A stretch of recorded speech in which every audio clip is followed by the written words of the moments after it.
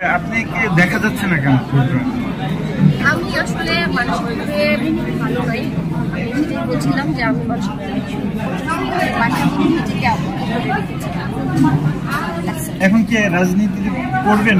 NCP আমি রাজনীতি করছি। আমি আমার মতো করে দেশকে কিন্তু আমি ভালোবাসি, দেশের জন্য কিন্তু আমি লড়াই করেছি, দেশের মানুষের জন্য আমি ভালো চাই, নারীদের যেহেতু আমি চাই নারীরা সামনের দিকে আগাক। তো আমার যতটুকু কন্ট্রিবিউশন আমি অ্যাজ এ উইম্যান করতে পারি আমি সেটা যতটুকু সেটা কি এনসিপির সাথে চলছে? সেটা এনসিপির সাথেই চলছে। হ্যাঁ, কিন্তু এনসিপি তো আপনার ফায়সালাটা করলো না। সেটা আমি দেশের মানুষের হাতে ছেড়ে দিয়েছি। এটা আমি ব্যক্তিগত এরপরে এনসিপিতে থাকবে।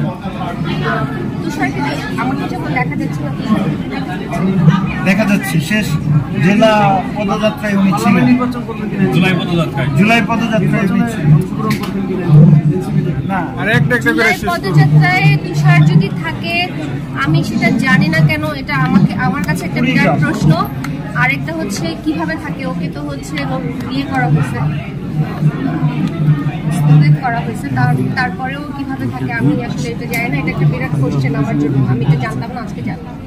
এই যে আন্দোলন করেছিলেন যে সুষ্ঠু পরিবেশের জন্য, নারীরাও আন্দোলন করেছে, সেই সুষ্ঠু পরিবেশটা তো আর ফিরছে না এক বছরে। এটা ফিরছে না। আমি আসলে এই জুলাই মাসে আমার অনেকগুলি স্বপ্ন ছিল। যখন হাসিনা পলায়ন করেছে এরপরে তো আমরা একটার পর একটা অনেকগুলি কাজ করতেছিলাম, জাতীয় নাগরিক কমিটি, তারপর সেটা সংগঠন গঠন করা, তারপর এনসিপির কমিটিগুলো গঠন করা। তো সামনের জুলাই আসবে, সেই জুলাইতে আমরা আসলে কি কি করব এটা নিয়ে অনেকগুলি স্বপ্ন ছিল। কিন্তু সেই জুলাই এসছে, আমি সেই জুলাইতে আছি, কিন্তু জুলাই নিয়ে যে আমার যে স্বপ্নগুলো ছিল সেই স্বপ্নগুলো আসলে আমি পূরণ করতে পারছি না। আমার এই পদযাত্রায় যাওয়া হলো না, জুলাইয়ের প্রত্যেকটা প্রোগ্রামে আমার থাকার কথা, আমার উদযাপন করার কথা, আমি অনেকে বলছে ভুল করেছে আন্দোলন। আমি বলতে পারবো না, আমি আমারটা বলতে পারবো। আমি আন্দোলন করে ভুল করি। হাসিনাকে পলায়ন করানোর পেছনে আমাদের যাদের হাত আছে বা আমরা যারা সক্রিয় আমরা আসলে ভুল করি, আমরা ঠিকই করেছি।